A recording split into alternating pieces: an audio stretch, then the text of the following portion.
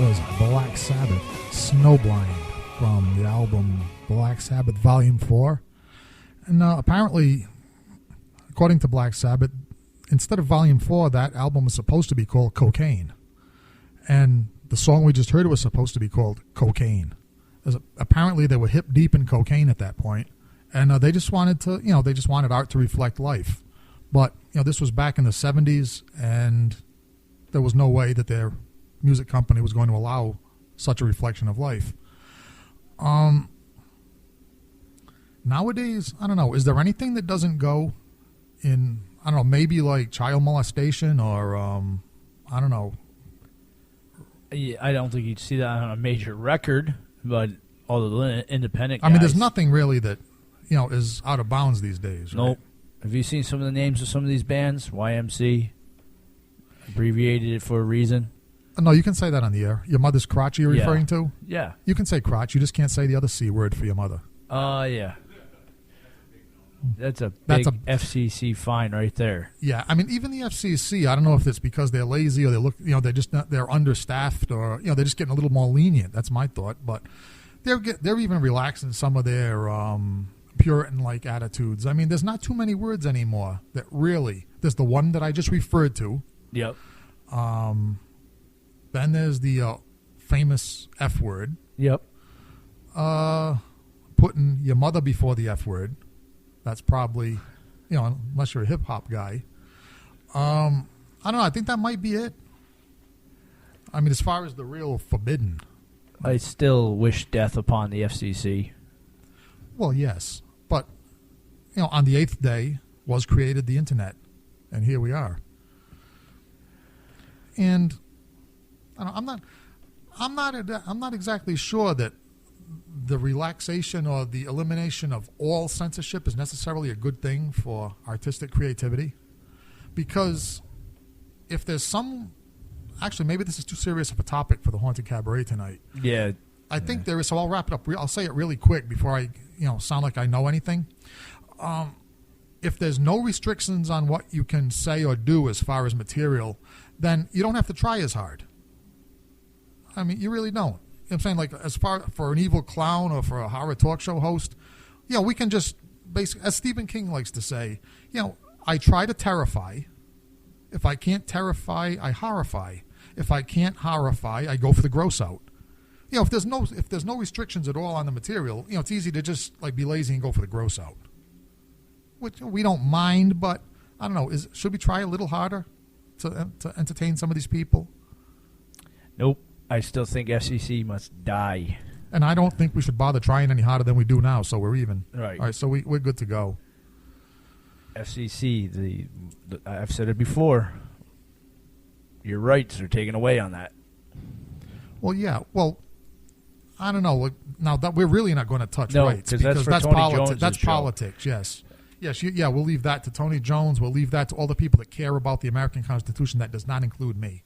Right. I really don't. I mean, mostly because nobody else cares about it except Tony Jones and the small group of fanatical maniacs that care about it. So, I don't know. Where do I go? What's a good segue into a topic from this that belongs on the Haunted Cabaret? How about news brought to you by clowns? That's right. You said you had some issues. Yes. And news topics that only belong on this show. Not issues. This is the true news, and I got to it before the Onion did. Now this is even more true than people like Badandi and conspiracy. More true than that. More true than that was in the Onion. I got the real stuff, the stuff that the news television shows left out. Okay. This. And we're going to start off with the boom. Remember? The large bang that everybody's hearing around here in West Warwick? I didn't hear it. Oh, I didn't either. Is it only because of our hearings going? But I have a good source, and by good source, I mean a whack job, that has told me he knows what the boom noise is. And we know what the boom noise was, too. It was Tony Jones. Tony Jones was visiting West... No. It wasn't. It was not. It did not come from Tony Jones's anal cavity. It was not flatulence. No, but it came from a cavity deep inside the Earth's core, and I was close to right. The booms come from motherships below our crust that are inheriting our caves that we have moved out of, and they are down there. And the American people know That's what I was told. The government knows that these aliens are here. What caves did we move out of and when? A lot of them. Just let me. A lot of them. The American people know that this has happened, and these aliens are down there. This is why we have such a large kidnap rate. Are down there kidnapping our children and eating them. What caves did we move out of? I don't know, but they're down there, and that's what these booms are coming from. So it was close to the Independence Day. So I was close when I suggested Tony Jones's flatulence. No, I was. This is alien flatulence. It is the noise of the ships. They eat the children and then they fart. That's regurgitation of the ships belching out the. Oh, you mean gases. they feed the kids to the ships? The ships, the aliens, babies are this aliens' fuel source. Every shapes and forms. So that's why there's all these missing children around, and that's why there are so many booms in Scratic areas. Oh, you mean so we need to let all the pedophiles out of prison because they're innocent and it's actually alien. Now, does anybody have a description of these aliens that are in these caves that we've abandoned? Only the government does, and they will not tell us. They look like everyday people, and the only way you can find out is by poking them with a rattle. So now what are the people... That's what baby rattles are. So now what do the people who believe in the Illuminati and the reptilians have to say about this? I don't know, and I'm sure we'll hear from it. Now, this next subject is a little close to home because it happened close to home. It happened in Cranston.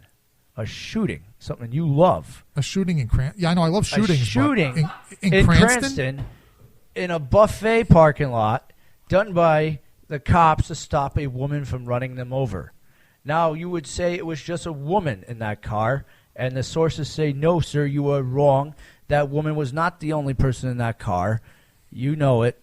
Clyde was in the car. The ghost of Clyde was with this young lady, and they were trying to reenact Bonnie and Clyde at the Chinese food buffet with a little extra snow. And they accidentally almost ran over the cop. Okay, now she had a little... so we should dedicate that tune we just played, Snowblind. Right to her. Right to her. Okay. You know it. So Clyde was in that car. My sources have pictures, and they can see his ghostly orb in there. It may be a speck of cocaine that got flicked up, but I'm sure it's the ghostly orb.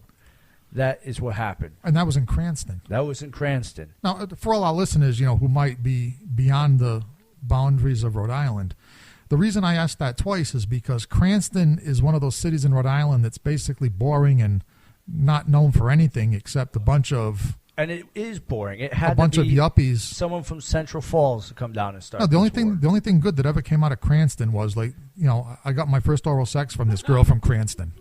That's the only thing. That's the only good thing that ever came out of Cranston, and she didn't stay around long. You couldn't have left that for talk sex with Alicia. I'm just trying to give credit where it's due. I mean, really? because otherwise I would say Cranston just sucks, and but no, and it's boring. She did exactly. Yeah. That's what I'm saying. So give Cranston its due. Pammy, wherever you are, thank you. And I don't care if you're from Cranston. And he doesn't care if you had genitalia that belonged to a man. Pam. She did not. Is a transvestite's name, by the way. Pam, not this Pam. Yeah. Not my Pam. You better hope not. You better hope your memory doesn't, because I will never let you live that down. The quality of her performance, I don't care. There you go. Pam, if you're listening to me, if you have grown male genitalia since then, if you have gone the other way, come and find me here in 65 Manchester in West Warwick. I would be more than happy to see you again. No matter what your physical appearance is now, if you can still perform like you did in the backseat of that Mercury. All right. We were just told by the producer, no more address. So we do not live here. We don't. No, we don't live here. We're doing the show this from isn't here. Where the show is. No, not at all. But even more breaking news. Yes. And this has a lot to do with you, sir. And bringing this up. What we were just talking about has a lot to do with me, too. And bringing this up on radio over and over again. Uh-huh. I am now being brought up on criminal cases against evil clowns for you said it, promoting acts of kindness. I will be going to trial. I warned you about this. For doing charity, and my evil clowns will be, the judge and executioners. I warned you about this. Thanks to you, George Garner. It's not thanks to me. I warned you. I warned you off the air, too. This could be the end of me. You're going to have to get another co-host. Thanks to you. Or you're going to have to stop doing these acts of charity. I've already done them. I've already been caught doing them. You can stop doing them. You can undo them. You can go to all these children's homes and take back the damn toys.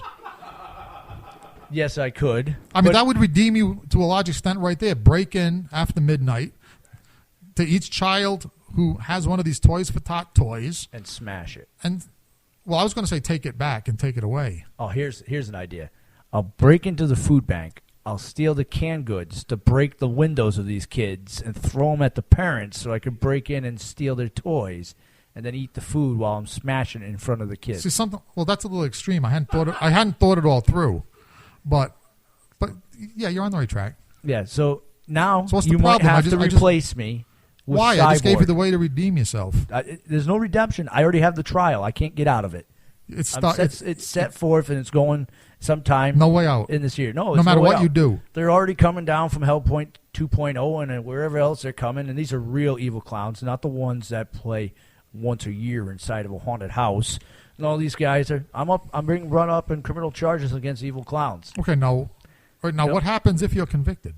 Death. Well, that's no big deal. You've died 5 times. Yeah, but I've never died from the hands of an fellow evil clown. In other words, they might know how to keep you that way. Yeah, they're not like my brother Chuck. He's a moron. He doesn't know how to kill me. I even gave him the book, How to Kill Your Brothers for Dummies. I see what you're starting to worry about. Right. These people know they will kill you with the proper incantations. You will stay dead. They know everything to make sure that Cyborg will be your co-host, which he is next in line to be able to leave the Gardner Hill Insane Asylum and come down and be part of Rhode Island Free Radio. All right, stop right there. All right, let me think this over a second. Cyborg as a co-host for this show. Yep. All right, while I'm thinking about it, let's just here we go. Next song up, Dio, The Last in Line. We don't make these things up ahead of time. We do not. These segues are spontaneous. Last in Line here on the Haunted Cabaret on Rhode Island Free Radio.